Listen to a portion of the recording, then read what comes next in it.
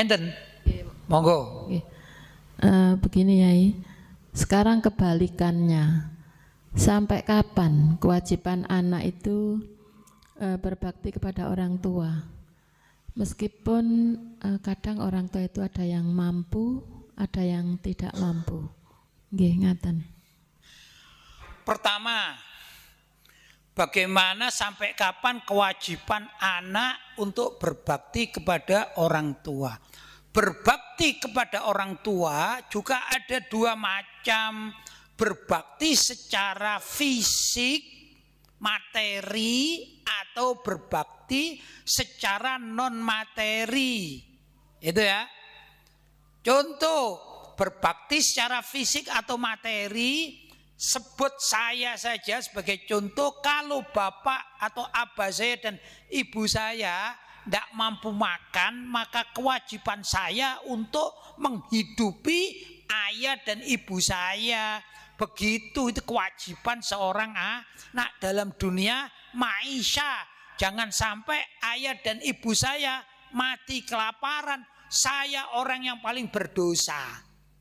Begitu ya, saya orang paling berdosa. Tapi kalau ini saya sebagai anak tidak begitu mampu, kalau rezeki atau mungkin honor sajalah saya anggap. Kalau honor saya itu 5 juta, sedangkan honor ayah saya 50 juta, honor ibu saya 30 juta, gitu ya. Maka saya tidak perlu menghidupi orang tua saya dalam dunia materi. Saya wajib taat, wajib berbakti, macam-macam itu membuat ayah dan ibu tersenyum. Jadi membuat ayah dan ibu bangga, membuat ayah dan ibu merasa ringan. Kadang-kadang orang yang punya harta banyak, kalau di rumah tangga belum tentu mampu membersihkan rumah ini.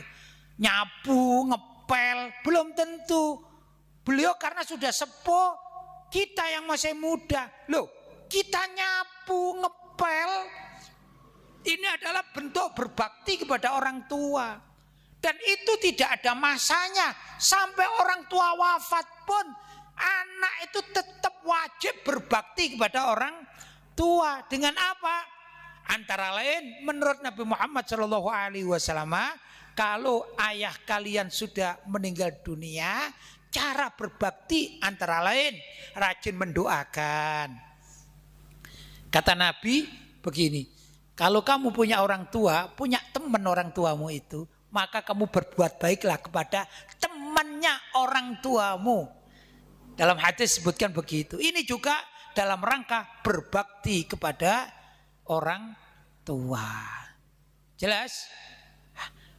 Kalau para santri ini kepingin berbakti kepada orang tua, ya, sampai orang tuanya meninggal dunia, saya anjurkan jadilah ustadz.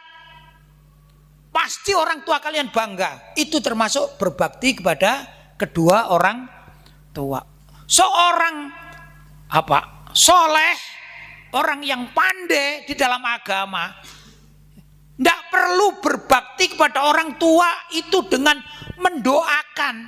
Walaupun mendoakan itu juga perlu, misalnya Robbi firli wali walidayah, Robbi firli wali walidayah, itu perlu, ya.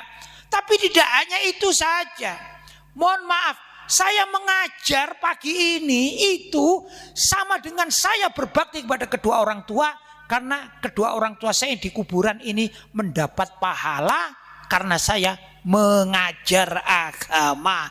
Walaupun saya tidak mendoakan Robbi firli wali walidayah, Robbi firli wali walidayah, tidak begitu juga.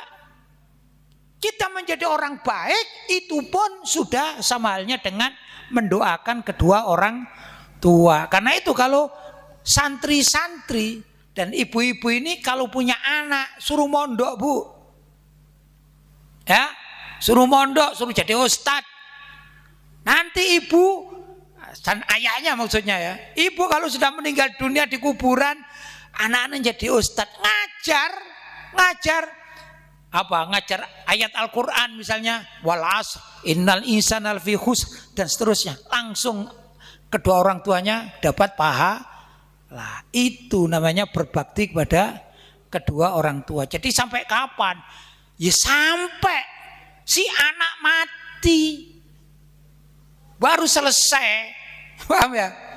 Jadi nggak ada batasnya berbakti kepada orang tua selagi seorang anak itu masih hidup. Cuman berbakti itu ragamnya banyak. Ada berbakti dengan memberi uang, menghidupi, memberi makan kalau memang kedua orang tuanya tidak mampu. Jadi nggak bisa kan namanya orang tua. Nggak usah jauh-jauh. Orang tua kita yang hadir ini beda-beda statusnya. Ya dah. Ada yang miskin, ada yang kaya. Orang tua kita ini, baik yang meninggal dunia maupun yang masih hidup, betul nggak? Karena itu variasi, ya banyak meragamnya orang berbakti pada kedua orang tua. Jelas Bu? Jelas?